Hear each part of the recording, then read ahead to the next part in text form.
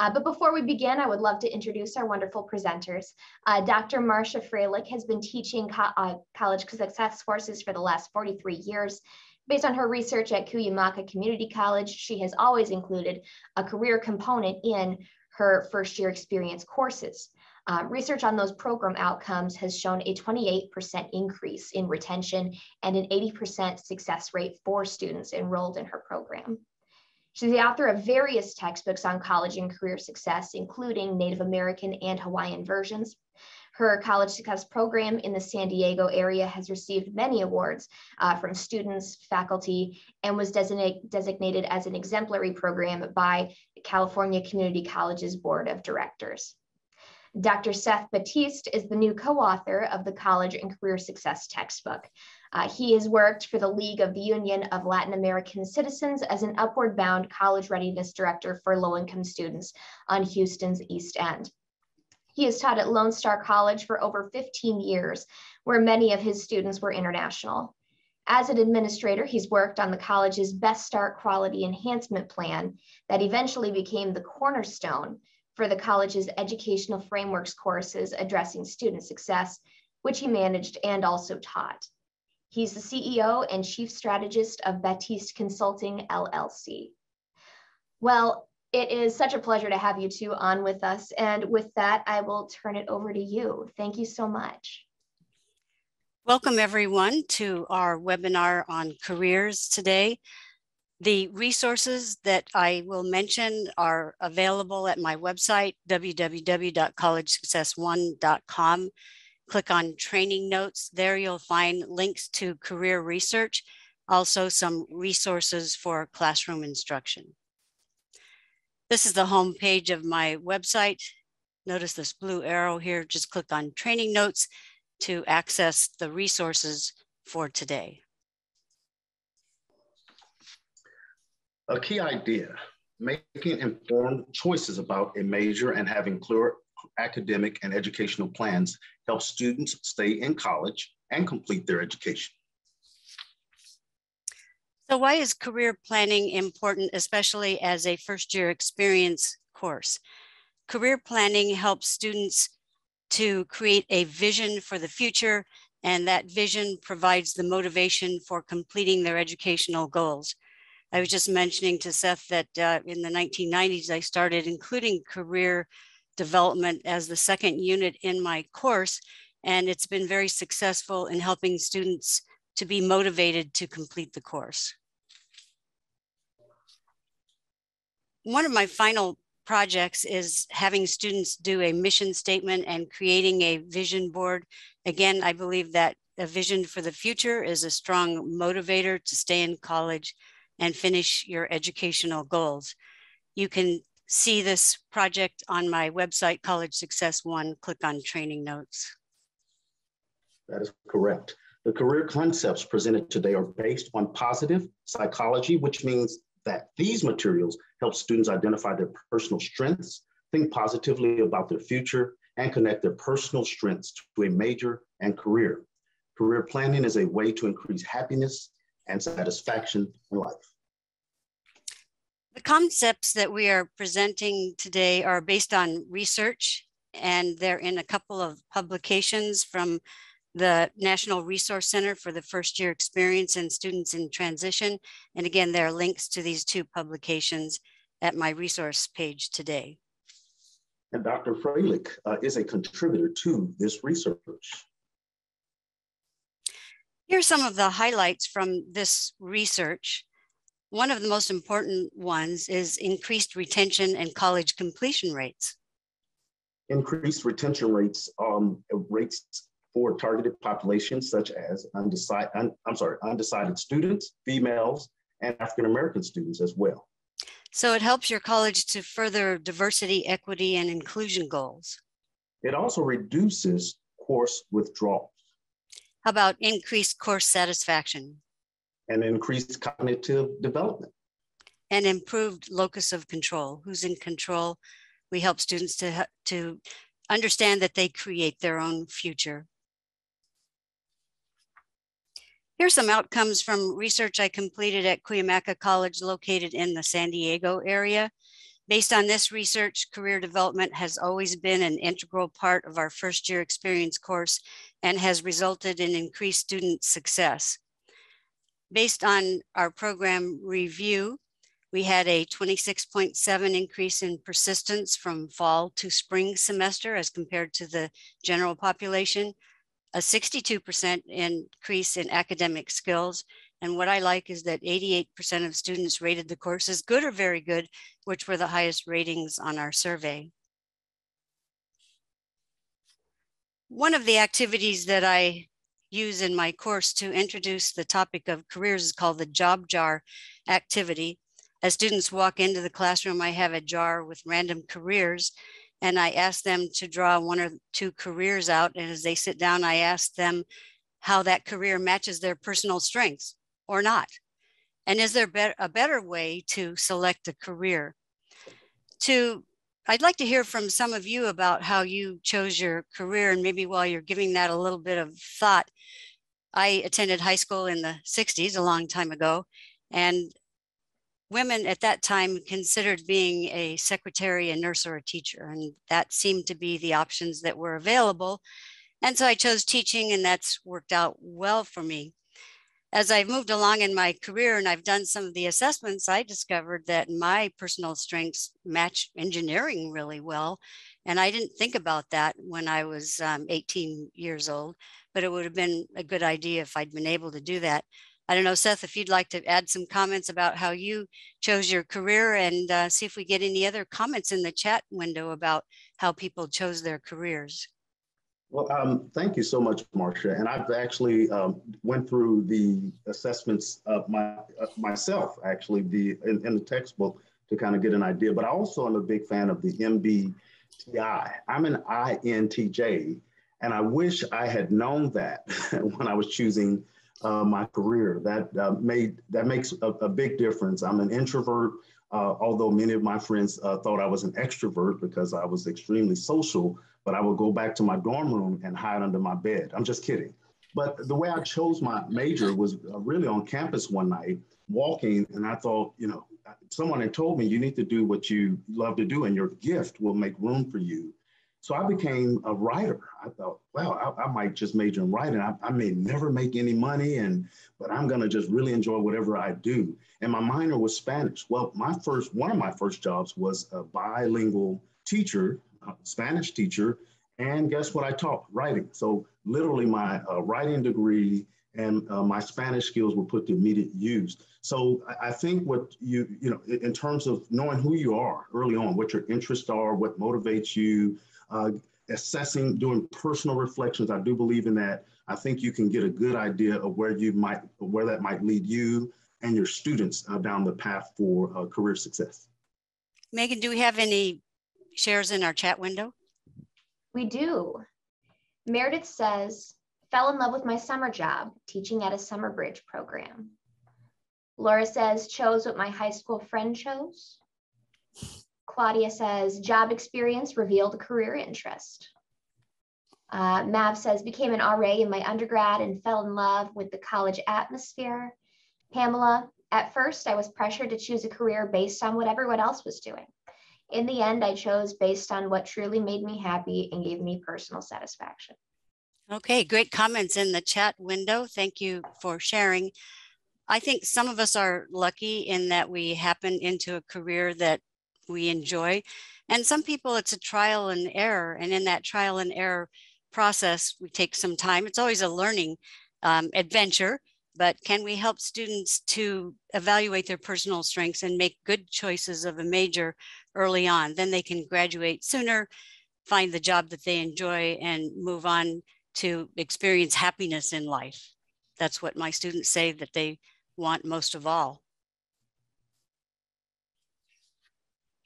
Here is a quick overview of the main topics included in our career development materials. The materials help students identify their personal strengths and connect them to a major and career. We help students identify their vocational interests and their values, what's important in their life. Awareness of multiple intelligences and skills helps students build on their strengths and connect them to careers. Most importantly, we help students identify what job satisfaction means to them and how to attain it. The True Talent career assessments are used to help students understand their personality type and identify their personal strengths. Seth mentioned earlier about the MBTI, and the True Talent Personality Assessment yields results comparable to MBTI. I do prefer the True Talent Personality Assessment because it's a point on a continuum rather than an either or. And I like the stress on the positive and the personal strengths and the connection it makes to careers.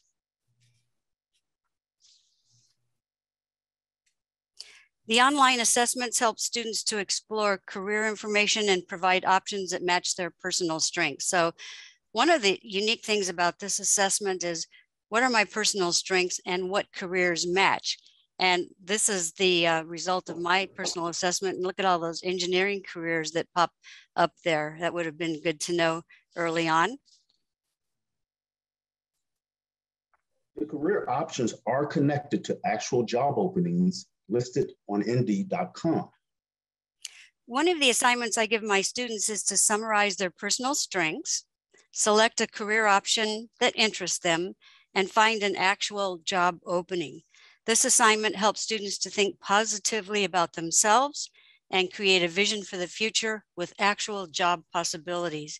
In this way, they can work toward concrete goals. And again, that assignment is on my resource page at College Success One.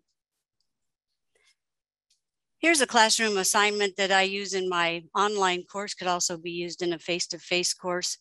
I ask students to take a look at their personality summary and pick out some words that represent their strengths, and then use a free app online. It's called wordcloud.com, and make a visual of what their personal strengths are. In my online class, students share this on the discussion board. In a face-to-face class, students could share it in groups. Another way of a visual way of looking at personal strengths.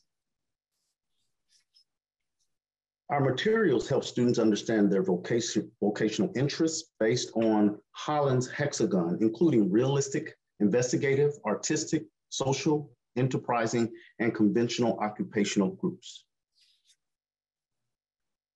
Understanding values is an important part of career decision-making. Knowing what's important in life can help students make the best career decision for their own personal success and satisfaction. Another way to increase positive thinking and self-esteem is to understand multiple intelligences. Our materials are based on Howard Gardner's theory. I've been around for a while, and in the past we used IQ scores to measure intelligence, and I always felt uncomfortable with that. These scores were culturally biased. Multiple intelligences includes culture and broadens the scope of human potential, and I enjoy using this concept in my courses. The True Talent Multiple Intelligences assessment identifies multiple intelligences.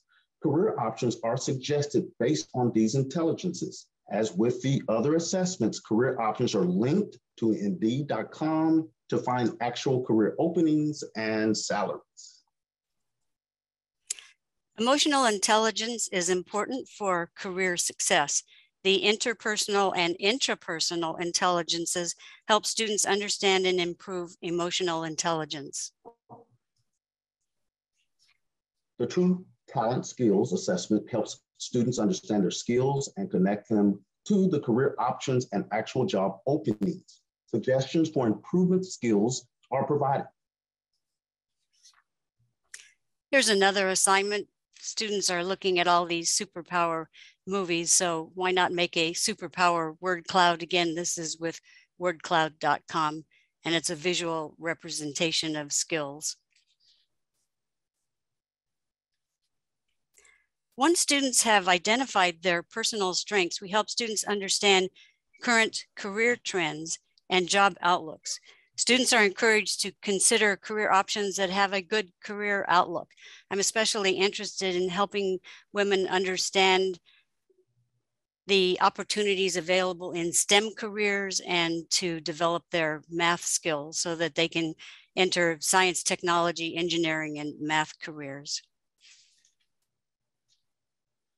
Currently, there is a mismatch between workers and current jobs available. For example, we need more workers in scientific, technical, and health careers.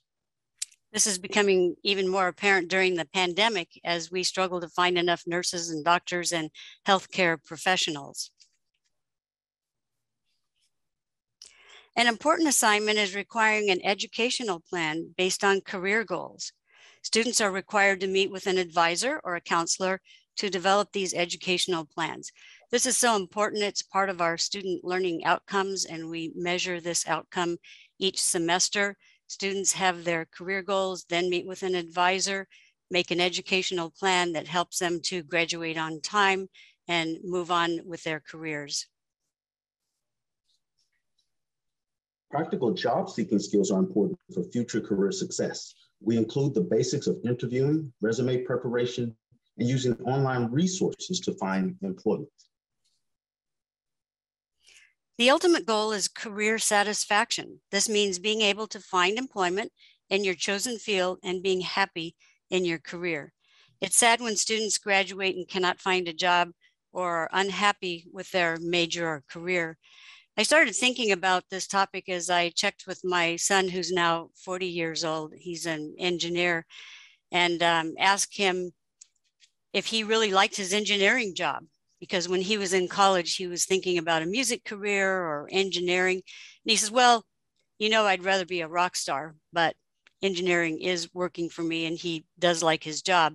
But he mentioned that some of his friends who are engineers actually hate engineering. And so I think it's important early on to become aware of your strengths and maybe try some internships along the way to find out, is this the career for you, before investing too much time in it.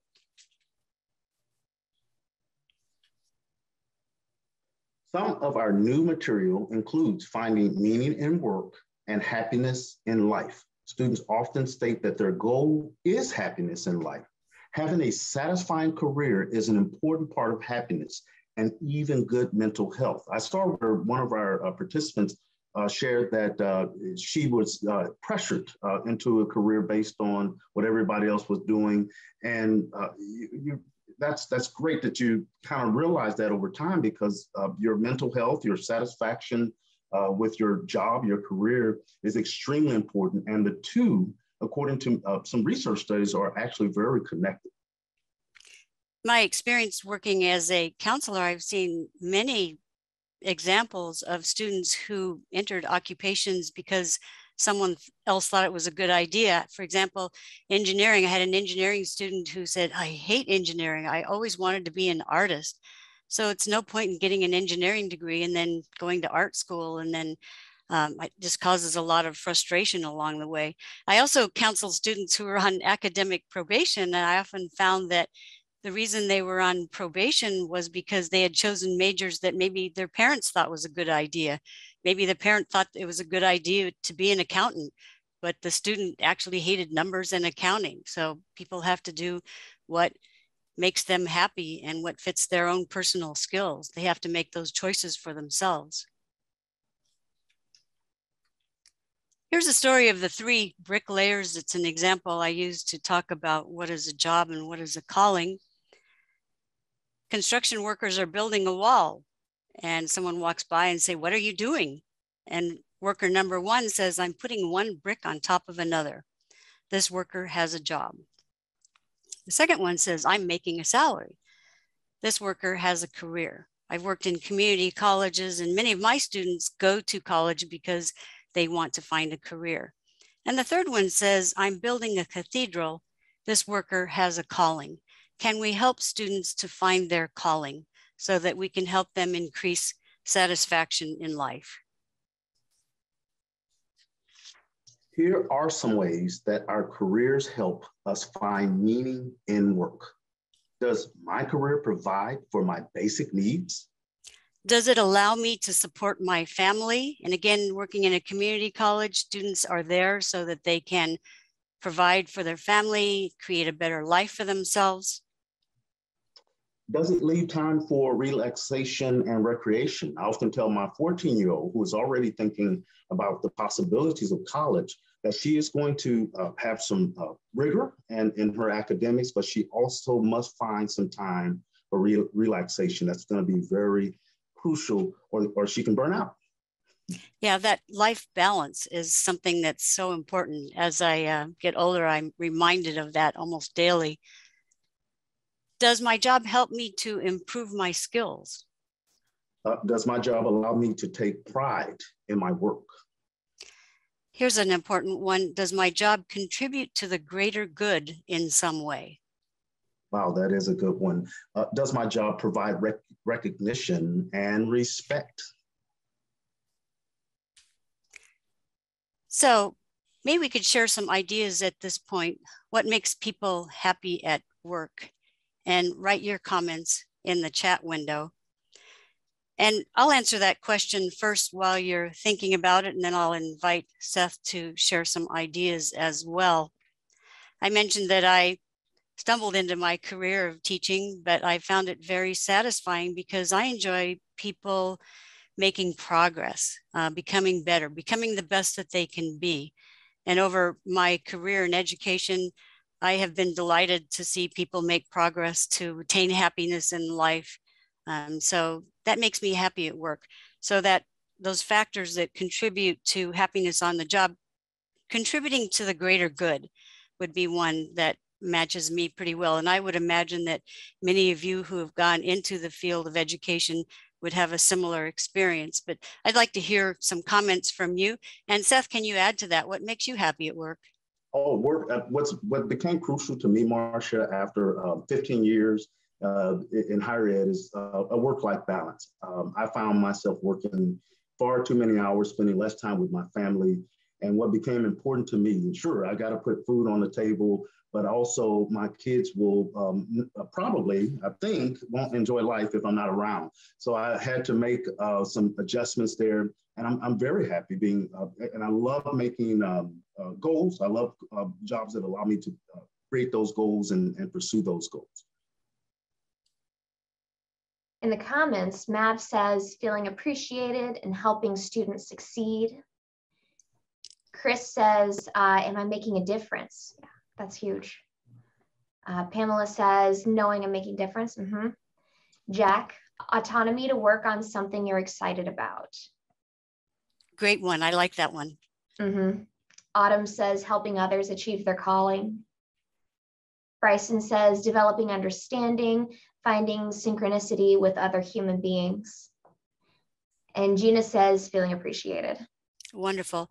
That second to the last comment, finding synchronicity with other human beings. We are doing next week webinars on appreciating diversity, looking at issues from multiple perspectives. So I'd like you to invite you to those webinars and as well, if that's an interest of yours. Thanks for all those comments. This is what the research says, what makes people happy at work. For example, having autonomy on the job. And that's what Dr. Hernandez had mentioned earlier, Jack, having that autonomy. So I started smiling when I saw it in print. Another one is being self-employed. Yay, you know.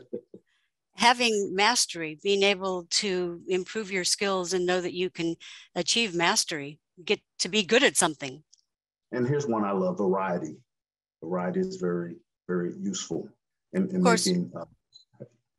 Of course, we all appreciate positive feedback. And being able to finish the job. Yeah, we don't like to do part of the job. We like to finish it and then take credit for it and take some pride in it, I think. How about having friends at work? We all like to have a pleasant work environment. And we also like to focus on what we are doing or the task at hand. And living close to work. I know Seth has had that experience before. Commuting is no fun. Yes, that is so true, Marcia. Used to be an extreme commuter, an hour and 10 minutes one way to work. And so that is no fun. Another one here says contributing to the greater good. I love that one. And having meaningful goals in life that helps us to keep motivated over a lifetime, actually. Our new edition of College and Career Success integrates these ideas and concepts of career development. It's used in our first year experience courses. It is designed for a 3-unit course. It has college, career, and lifelong success. Realizing that there are some courses that are 1 and 2 units, there is a concise version of the textbook that has the career and the college components and doesn't have the lifelong success components. The lifelong success components are communication and relationships, critical thinking, appreciating diversity, thinking positively about the future. Those are unique to our course. This course was developed in California. It meets a general ed requirement for transfer to the California State Universities. So it is a broad course. If some of you are thinking about just doing a career course, there is a new edition of Career Success that just focuses on the career component. Or if you have a first year experience course and wanted to add just the career component, then Career Success would maybe fit your needs. As I mentioned before, the resources, links to the research, the classroom exercises are at collegesuccess1.com. Click on training notes. If you'd like a review copy of our textbooks, you could just send me an email at marsha@marshafreilich.com. I'm going to leave these resources up and invite you to write in your questions, discussion. We'd love to hear from you, your thoughts, maybe some questions you have working with some students at your college. So we are open for questions and discussion. Bryson had a really excellent question further up in the chat. Says, appreciate that Dr. Freilich's story also speaks to constrained choices, what opportunities she had as a woman at the time. Would love to hear about that as we move from deficit-based models that help rationalize and reinforce the status quo and lack of equity to positive strength-based perspectives. How do we work with students about the inequitable system and the constraints and obstacles around personal bias and institutional racism that continue around opportunities?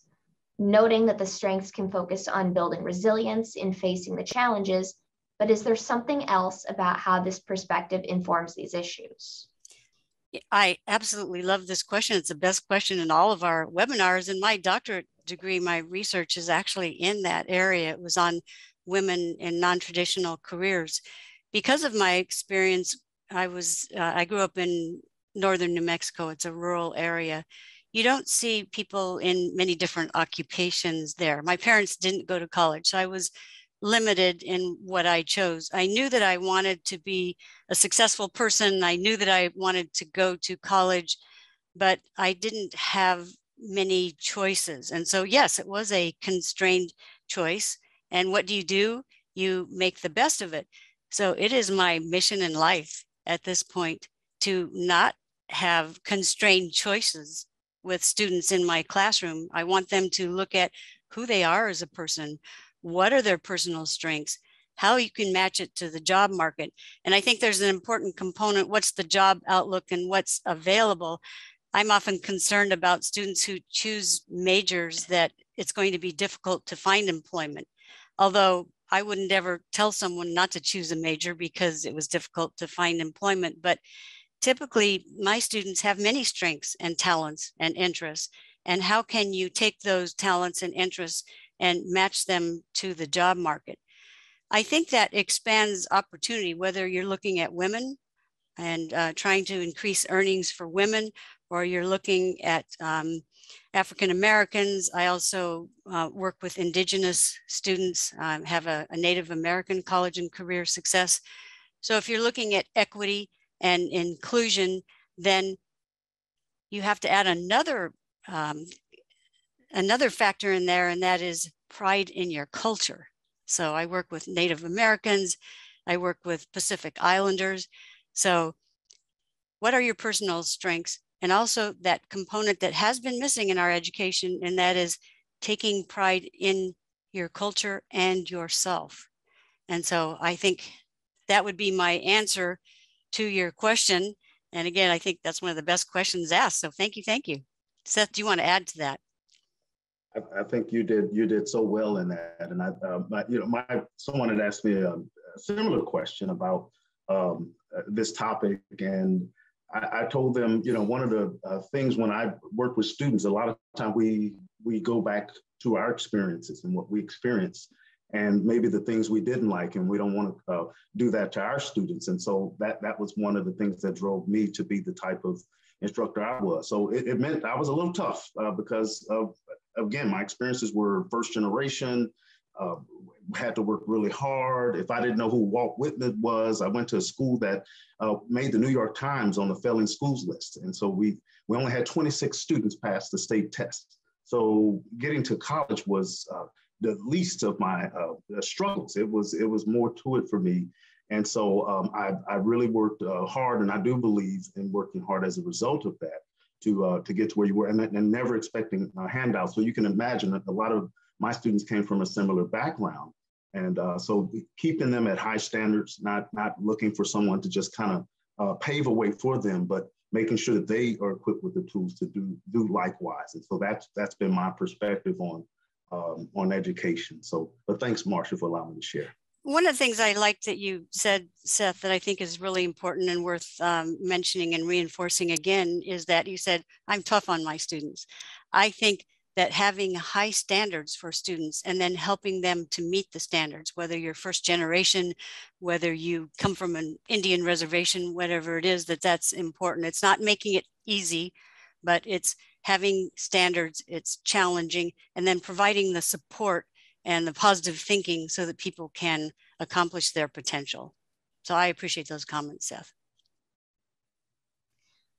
Pamela mentioned that these resources are also of value to older students who are experiencing changes in their career interests. And I'm curious if you two have any particular comments about older students in college success courses.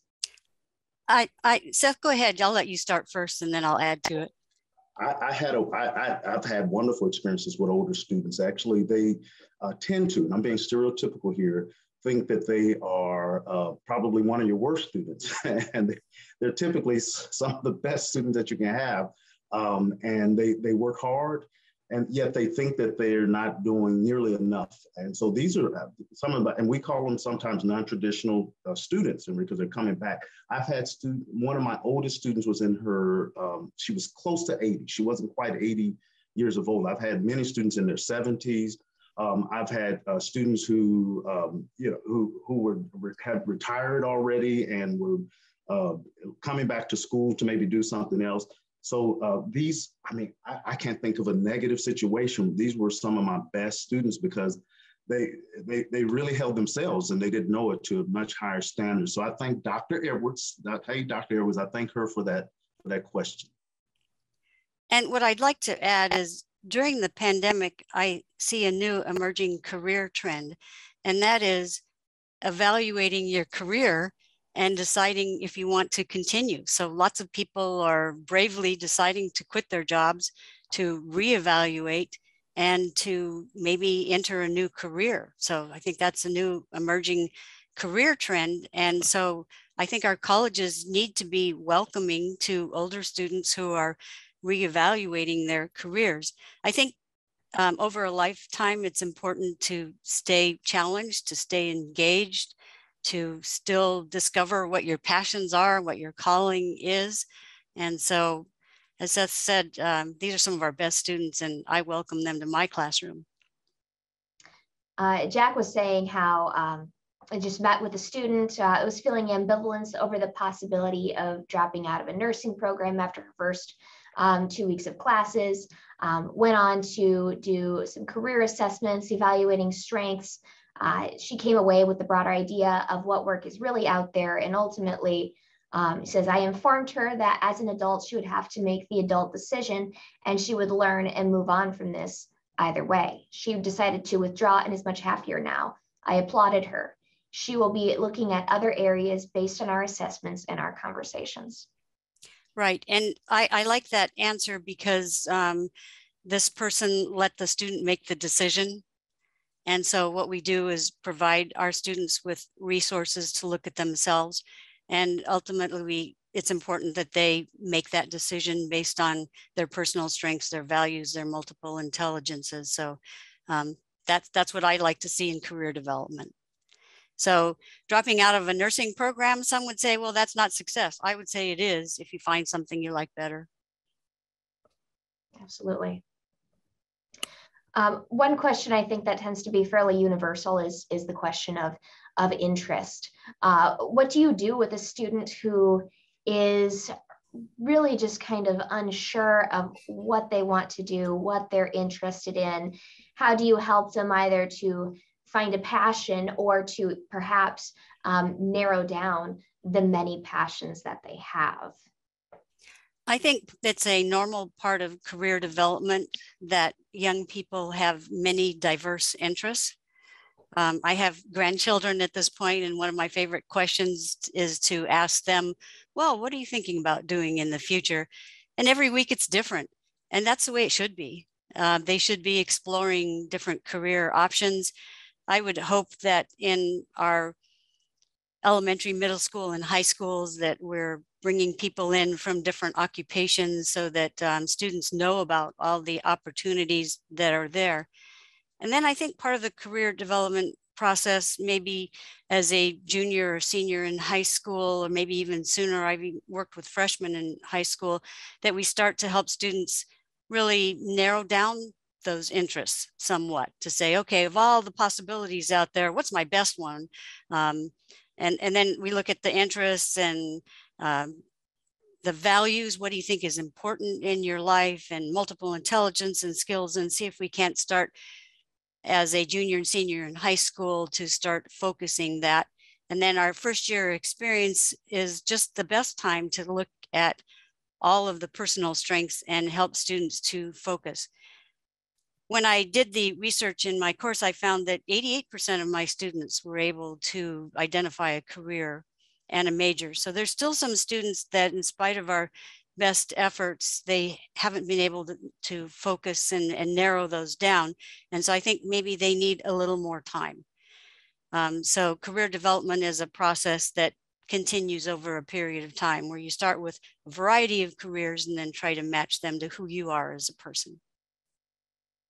And, to add to that, and I would say too, as with each decade, for instance, or every 5 years, it seems, the careers seem to change drastically. For instance, I pulled up using the Department of Labor and Statistics website, some information on the fastest growing occupations. And I was surprised to learn that wind turbine technicians is projected to grow more than almost 70% in the next year. And so that's number one, and that's followed by nurse practitioners. And I saw where Dr. Hernandez had a student that was in that program and is much happier being without it at this point, right? She realized maybe there's another interest that she has, but sometimes the connection here is that when you talk about the occupations that are out there now for these young people, they start to make those connections. They're like, wait a minute, wind energy, I'm for going green. Sometimes that connects better than me telling them, you need to be a nurse. Clearly it says here, you need to be a nurse. I think that allowing them to, and these assessments in the material actually really help developing the interests. And some students, like my daughter, when she took a couple of related assessments, and she was like, okay, where do I narrow this down? I think that's a great start, is where do I narrow these these are my interests, where do I go from here? And I think we have wonderful practitioners, educators on this call right now that can help guide students and lead them in the right direction to make the right decision, like I had. I also encourage students to work while going to college and to have internships, so that, okay, I've made my career decision and I have my major, now try it out. Do you really like it? And then make some contacts for careers and employment in the future, of course. These are all great questions. Do we have any others, Megan? We do. Here's a really great one. How can we help students know the difference between grit and persistence, and perhaps choosing a different career path? I aim to encourage students who are struggling but wonder if they should reconsider their major at some point. I actually addressed this in chapter 1 of College and Career Success. I was able to hear Angela Duckworth speak at the FYE conference and talk about grit and persistence. And I think that's a super motivation. And I also addressed the fact when should you maybe change course? Because you can be gritty and working toward a goal that doesn't really suit you. And so that's an option also. That's a part of grit that sometimes we don't talk about. That's a really popular concept right now. And so if we just talk about grit and how that's super important, we're leaving out a part of it. Gritty toward what? Very good, very good. My first major was, let's see, I think it was accounting. And then I went into finance and ended up working over the summer for an oil and gas company. You guys may have heard of it. I did a summer internship at Enron Oil and Gas. And I just remember thinking, I didn't like it. And I remember also, even prior to that, when I was thinking of majoring in accounting, I did an interview with an accountant who had been 25 years at another petrochemical company. And the first thing he said during that interview was, I hate my job. I absolutely hate dealing with numbers all day. And that gave me pause. And I'm thinking to myself, I hate numbers as well. I really don't want to do numbers all day long. I love doing mathematical equations. So it really made me really think. And that one of the hardest things for me was to choose a major. And like many people, I probably was 7 majors in before I figured out what I really wanted to do. I love this concept, grit, but with intentionality. Yes, that's a great way to state it, Megan. Thank you. Right. Do we have any other last minute questions today? Oh. Have you looked into Mark, I'm going to butcher this name, I apologize, Savikas on career construction theory? Great stuff. I like to interview students on their earliest recollections, a person they admired, not really including their parent, and a favorite book or movies and such. Sounds like a great idea. I'm always looking for new ideas, so that sounds like a good one to follow up on. I'll have to check it out. Thank you. Well, it looks like that is our last comment for the day. So thank you so much, everyone, for attending. We loved having you. We appreciate your time. We'll be following up with you on their we'll be following up with you with a summary of these different resources. If you would like to request a copy of the book, please feel free to reach out to either myself or to Marcia. But we hope everyone has a wonderful day, and thanks again for attending. Yes, I'll add my thanks. Thank you so much for attending. Hopefully we brought up some new ideas or maybe confirmed some ideas that you're using that are working well. Feel free to contact me if you have questions or would like to continue the discussion. I do enjoy talking with faculty. So thank you. Have a good day, everyone. Yeah, have a great day.